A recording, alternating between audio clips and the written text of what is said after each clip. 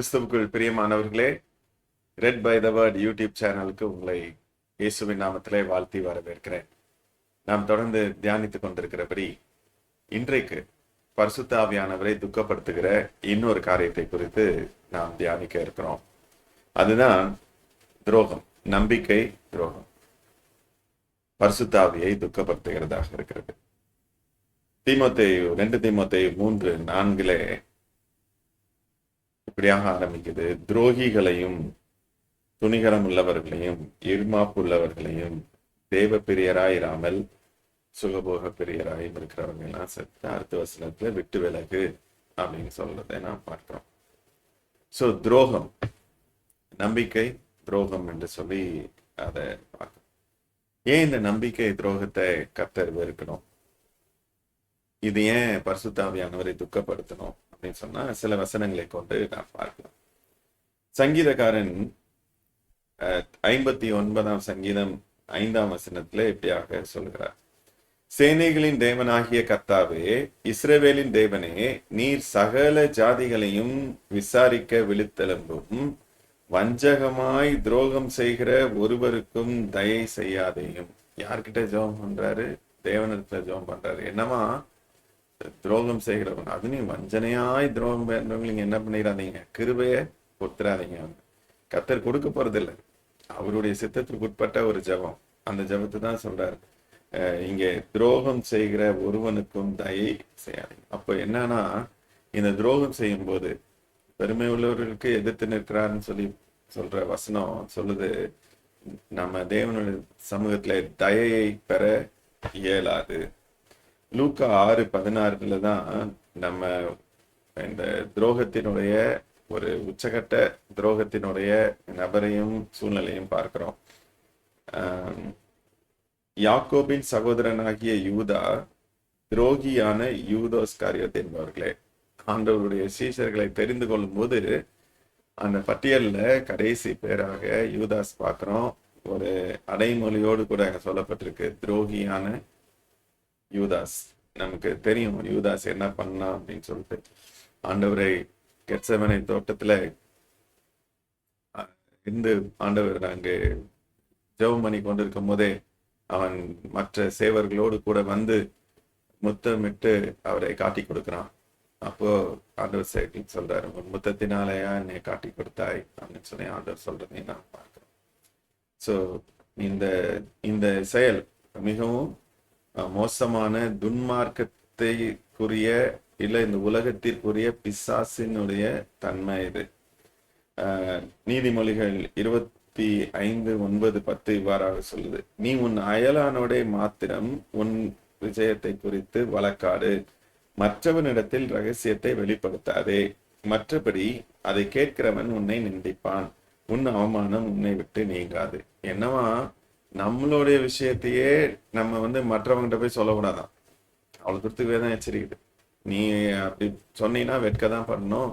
என்ன பண்ணுன்னா, நேரடியா யாருக்கிட்ட பிரச்சனை இருக்கோ, யாருக்கிட்ட உனக்கு மனக்கசப்பு இருக்குதோ, பிரச்சனைகள் இருக்குதோ, போராட்டங்கள் இருக்குதோ, அவங்கள அண்டையில நேரடியா போய் பேசிடு அப்படின்னு வேதம் வச்சிருக்குது. அப்படி இருக்கும்போது நம்மளை நம்பி ஒருத்தங்க சொல்ற காரியங்களை இல்ல நம்ம நம்பி கர்த்தர் நம்மளை நடத்திட்டு இருக்கும் போது, கர்த்தருடைய காரியங்களை, தேவனுடைய ராஜ்யத்திற்கு கட்ட காரியங்களை கர்த்தர் நம்ம கையில் நம்பி கொடுத்துருக்கும் போது அவரை காட்டி கொடுக்கிறவர்களா இருக்கலாமா?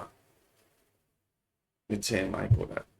அப்படின்னா நமக்கும் நிந்தனை, மற்றவங்களுக்கும் நிந்தனை. மற்றவங்களுக்கு நிந்தனை உண்டாக்கினால் நாம் தேவனுக்கு பதில் சொல்ல கடமைப்பட்டிருக்கிறோம். அப்போஸ்தலர் 7:52 இப்படியாக சொல்லுது: தீர்க்கதரிசிகளில் யாரை உங்கள் பிதாக்கள் துன்பப்படுத்தாமல் இருந்தார்கள்? நீதிபரருடைய வருகையை முன்னறிவித்தவர்களையும் அவர்கள் கொலை செய்தார்கள். இப்பொழுது நீங்கள் அவருக்கு துரோகிகளும் அவரை கொலை செய்த பாதகருமாய் இருக்கிறீர்கள். பாத்தீங்களா? இந்த துரோகம்ன்றது, நம்பிக்கை துரோகம்ன்றது பிதாக்கள் செய்தது எங்க வந்திருக்குன்னா பிள்ளைகள்கிட்ட வந்திருக்குது. சோ உங்கள் பிதாக்கள் கொலை செய்தார்கள். ஸோ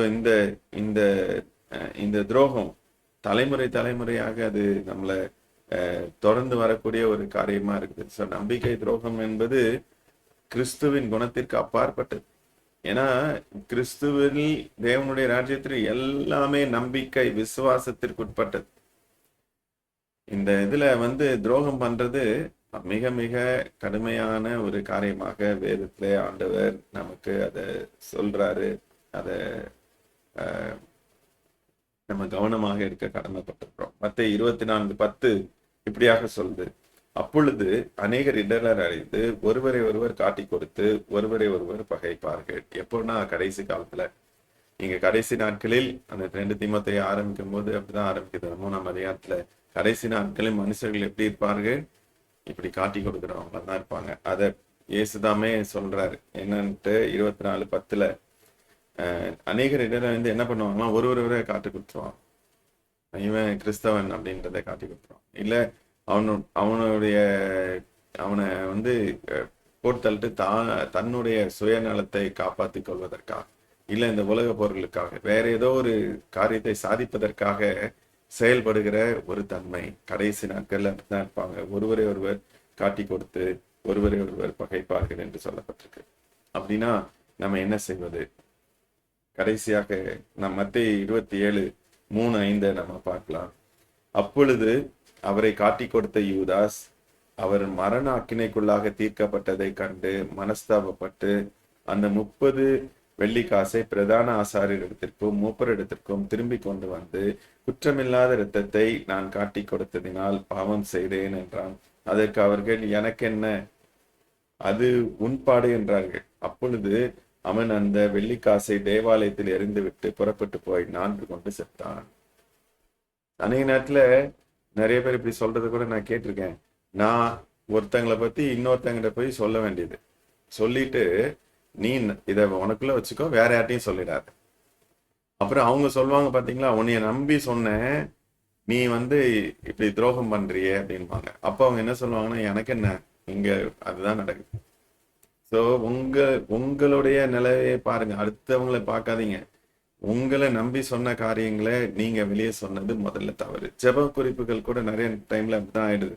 ஜெபத்திற்காக சொல்லுவாங்க, ஒரு ஐக்கிய குழுக்கள்ல இல்ல ஒரு ஒரு ஒரு ஃப்ரெண்ட் சர்க்கிள் ஒரு இதுல ஒருத்தங்க ஒரு காரியத்தை சொன்னாங்கன்னா அதை கட்டிக்காகிறது கிடையாது. அதை எடுத்துட்டு போய் வெளியே சொன்னாங்கன்னா துரோகம். அந்த துரோகம் நம்மளை தலைமுறையே பாதிக்கிறதாக இருக்கும். இங்க பாத்தீங்கன்னா அந்த துரோகத்தினாலே இவனால தாங்க முடியல, அவன் 4 கொண்டு செத்தான். சோ நம்ம வாழணும்னா பரிசுத்தாவியை துக்கப்படுத்தாமல் அவர் பலத்தினாலே பலன் கொண்டு வெற்றி அடைய வேண்டும் என்று சொன்னார். நம்ம இந்த துரோகம், நம்பிக்கை துரோகத்தை நம்ம வாழ்க்கையை விட்டு அகற்றுவோம். தேவனுடைய நோக்கங்கள், திட்டங்கள் நம்மளே நிறைவேறும்படி ஆண்டவருக்கும் ஆண்டவருடைய பிள்ளைகளுக்கும் தேவனுடைய ராஜ்யத்திற்கு அடுத்த காரியங்களிலும் நம்பகத்தன்மையோடு கூட ஆண்டவருடைய கிருபையை சார்ந்து ஜீவிக்கின்றவர்களாய் நாம் காணப்படுவோம். கர்த்தர் நம்மை ஆசீர்வதித்து நடத்துவாராக. கண்களை மூடி ஆண்டவரை நோக்கி பார்க்கலாம். எங்களை பராமரித்து வழி நடத்தி வருகிற எங்கள் ஜீவனுள்ள நல்ல தகப்பனே, இந்த நாளிலும் நீர் எங்களுக்கு முன்பதாக வைத்த இந்த காரியத்திற்காக நாங்கள் நன்றி செலுத்துகிறோம். இந்த வார்த்தைகள் எங்களிலே கிரியை செய்யட்டும் அப்பா. ஆண்டவரே, நாங்கள் எங்களுடைய வாழ்க்கையிலே ஆண்டவரே நாங்கள் துரோகிகளாக இல்லாதபடிக்கு, உமக்கும் உம்முடைய பிள்ளைகளுக்கும் ஆண்டவரே நாங்கள் துரோகம் செய்யாதபடி, நம்பிக்கை துரோகம் செய்யாதபடி, நம்ப தகுந்த ஒரு வாழ்க்கை, உண்மையான ஒரு வாழ்க்கை ஆண்டவரே நாங்கள் ஜீவிக்க எங்களுக்கு கிருபை பாராட்டும்படி ஜெபிக்கின்றோம். ஆண்டவரே, அந்த உண்மையை எங்களுக்கு தாங்க, அந்த நம்பகத்தன்மையை நாங்கள் வளர்த்து கொள்ள ஆண்டவரே எங்கள் வாயை அடக்க, ஆண்டவரே தெளிவாய் நடக்க எங்களுக்கு நீங்க புத்தியையும் கிருபையும் தரும்படி ஜெபிக்கின்றோம். எங்களை முற்றுமுடியும் அன்பின் கரங்களிலே விட்டு கொடுத்து இந்த விண்ணப்பத்தை இரட்சகராக இயேசுவின் நல்ல நாமத்தில் ஏறெடுக்கிறோம் எங்கள் ஜீவனுள்ள நல்ல பிதாவே, ஆமென். கர்த்தர் உங்களை ஆசீர்வதிப்பாராக. தொடர்ந்து இந்த வசனங்களை கேளுங்க, மற்றவர்களோடு கூட பகிர்ந்து கொள்ளுங்க, ஜெபிங்க. கர்த்தர் நிச்சயமாய் வெற்றியாய்